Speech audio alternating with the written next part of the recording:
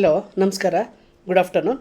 ನನಗೆ ಬ್ರಾಹ್ಮಿನ್ಸ್ ಮನೆಗೆ ಓನರ್ ಬಂದು ಬ್ರಾಹ್ಮಿನ್ಸು JP ನಗರು ಅಂಬರೀಷ್ ಮನೆ ಹತ್ರ. ಸೊ ಅವ್ರಿಗೆ ಅಡುಗೆ ಮಾಡಿಕೊಂಡು ಅಜ್ಜಿನ ನೋಡ್ಕೋಬೇಕು.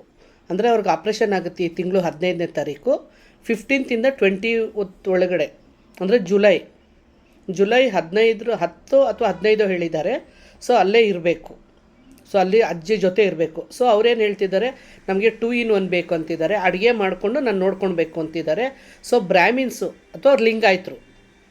ಆಮೇಲೆ ಕ್ಯಾಸ್ಟ್ ಬಗ್ಗೆ ಮಾತಾಡ್ತಿದ್ದೀನಿ ಅಂತ ದಯವಿಟ್ಟು ಬ್ಯಾಡ್ ಕಮೆಂಟ್ಸ್ ಹಾಕ್ಬೇಡಿ. ನಾನು ಆಲ್ರೆಡಿ ಹೇಳಿದ್ದೀನಿ ಮಾತುಗಳನ್ನ, ಎಲ್ಲ ವೀಡಿಯೋಸಲ್ಲೂ ಹೇಳ್ತಾ ಇದ್ದೀನಿ.